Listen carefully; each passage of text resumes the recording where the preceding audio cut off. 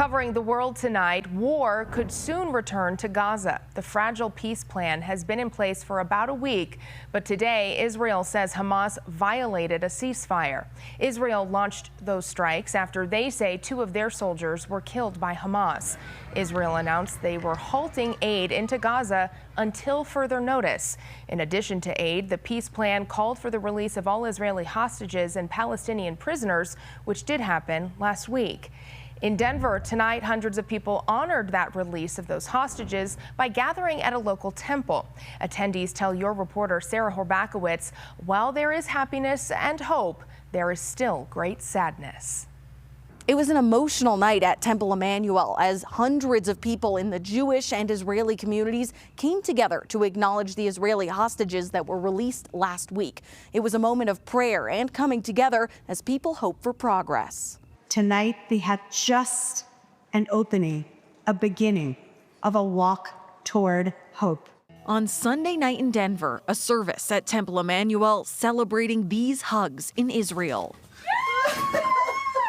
After more than 2 years, 20 hostages were released by Hamas last week and honored at home this weekend, organized in part by Brandon Ratner with the Jewish Community Relations Council. I had a friend who died on October 7th 2 years ago, and I think a lot of people did.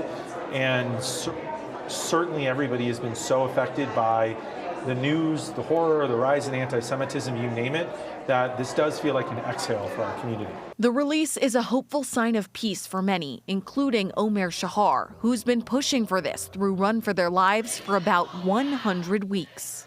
We all can breathe a little bit, but it's not over. Shahar was leading the walk in Boulder in June when a man attacked them with a Molotov cocktail, killing 1 person, making this international issue feel even closer to home.